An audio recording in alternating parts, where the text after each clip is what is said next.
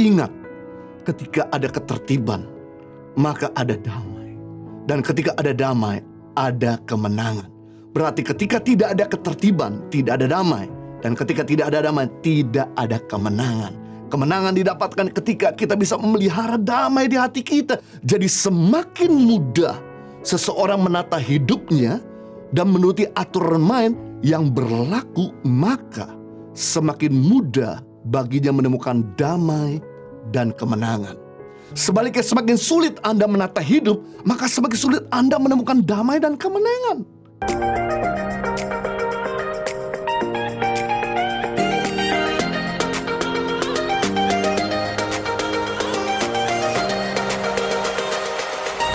Kekuatan damai sejahtera. Damai adalah kata yang sangat dirindukan oleh setiap manusia, tetapi pada kenyataannya agak sulit untuk didapatkan. Damai merupakan sebuah syarat atau kondisi yang kita butuhkan agar dapat menikmati hidup ini. Sulit untuk menikmati hidup kalau kita tidak merasakan damai terlebih dahulu. Sebagai contoh, kalau kita nonton acara favorit atau kesayangan di televisi kita, susah untuk menikmati acara kesayangan kita jika ada keributan yang terjadi di sekeliling kita. Kita bisa saja mempunyai semua kekayaan, popularitas, posisi yang baik, tetapi jika tidak ada damai, maka kita tidak akan bisa menikmati semuanya itu. Punya harta banyak, tapi di rumah sering ribut. Punya posisi bagus, tapi banyak pikiran dan susah tidur. Punya banyak follower, tetapi hidup dalam ketakutan. Pada akhirnya semua yang kita miliki kita tidak bisa nikmati. Selain damai sejahtera adalah media untuk kita bisa menikmati hidup,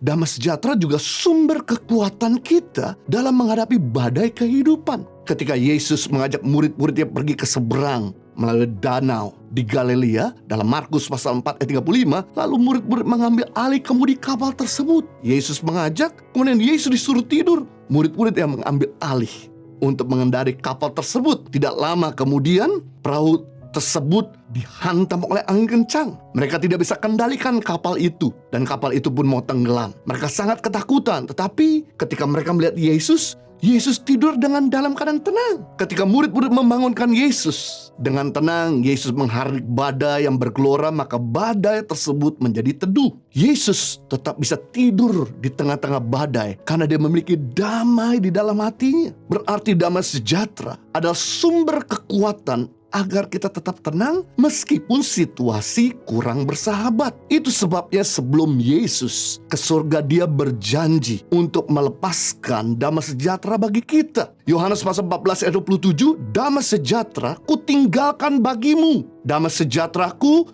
kuberikan kepadamu, dan apa yang kujanjikan tidak seperti yang diberikan oleh dunia kepadamu. Janganlah gelisah dan gentar hatimu. Mari kita melihat di sini. Waktu Yesus menyampaikan ini, Yesus tahu dia akan sedang menghadapi kematian, menghadapi maut, akan menghadapi salib, akan menghadapi tantangan yang begitu besar. Dan yang menarik, di akhir hidup Tuhan Yesus, dia menyerahkan nyawanya kepada Bapa di surga. Yang kedua, dia mewariskan tubuhnya kepada Yusuf Arimatia untuk diurus dengan baik dan layak. Yang ketiga, dia menyerahkan ibunya kepada Yohanes murid yang dikasihi.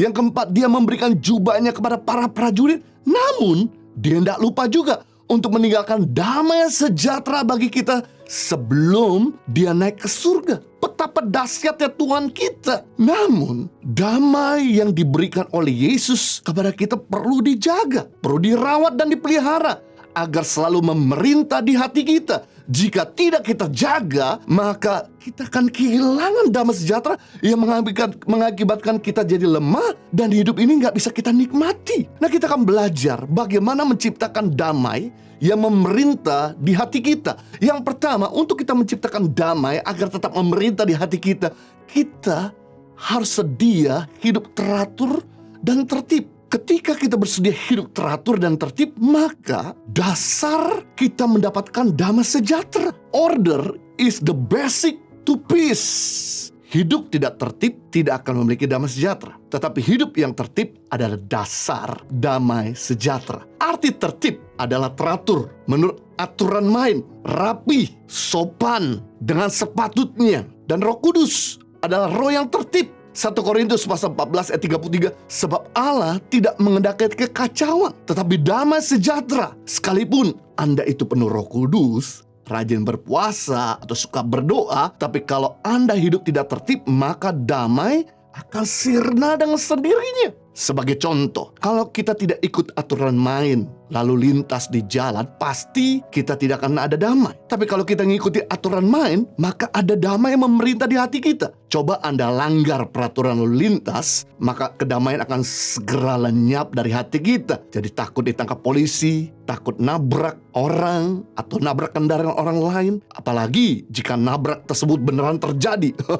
Damai segera pergi dari hati kita. Baru-baru ini saya keluar dari rumah dan bawa kendaraan di siang hari. Pada saat di tengah jalan, saya baru sadar bahwa saya akan melewati wilayah ganjil genap. Yang dimana sebelum pandemik, wilayah ganjil genap itu di pagi hari 4 jam dan di sore hari 4 jam. Namun sejak awal September, tanggal 1 September 2021, peraturan ganjil genap berlaku dari jam 6 pagi sampai jam 8 malam. Yang tadinya cuma 8 jam jadi 12 jam. Hari itu adalah hari ganjil. Sedangkan mobil yang saya bawa ada plat genap. Saya langsung panik karena saya akan melanggar lalu lintas. Dan saya tidak tenang membawa kendaraan saya sendiri. Saya coba cari jalan lain. Saya coba lihat kiri kanan, depan belakang. Takut-takut ada polisi yang lewat akan menghentikan kendaraan saya. Menunjukkan ketika kita ikuti aturan main lalu lintas, maka ada damai. Tapi ketika kita melanggar lalu lintas, otomatis damai sirna dari hati kita. Demikian juga kalau keuangan kita tidak beraturan, maka kita tidak akan mempunyai damai. Karena ketika besar pasak daripada tiang, artinya pengeluaranmu lebih banyak daripada pemasukan, kebutuhan utamamu tidak terpenuhi lagi, maka engkau akan pinjam sana pinjam sini. Hal ini membuat hidupmu jadi tidak damai. Jika kita nggak bisa bayar utang-utang kita. Tapi jika keuanganmu bisa kita atur dengan baik, kita kelola dengan bijaksana, maka ini menjadi dasar damai sejahtera dalam finansial kita. Demikian juga kalau kerja kita tidak beraturan. Mau masuk kapan saja, pulang semau-maunya, tugas dan tanggung jawab tidak diselesaikan dengan baik, maka kita tidak cuma kehilangan damai, kita akan juga kehilangan pekerjaan dan income kita. Juga dalam hubungan dengan sanak, family, kalau hubungan kita berantakan, kacau, kita lebih memprioritaskan orang lain daripada keluarga kita sendiri. Kita lebih sungkan sama teman dan sering mengorbankan waktu-waktu dengan keluarga. Maka kita tidak akan memiliki damai dalam rumah tangga kita. Di mana ada keteraturan ada damai. Di mana tidak ada keteraturan, tidak ada ketertiban, pasti tidak ada damai. Demikian juga seorang olahragawan yang menjalani hidup yang tidak tertib, pasti tidak mampu meraih prestasi yang maksimal. Berlatih asal-asalan, makan sembarangan, tidak patuh instruksi pelatih, suka begadang dan lain sebagainya, maka olahragawan tersebut tidak akan pernah meraih prestasi dan akan menanggung malu. Ingat, ketika ada ketertiban, maka ada damai. Dan ketika ada damai, ada kemenangan.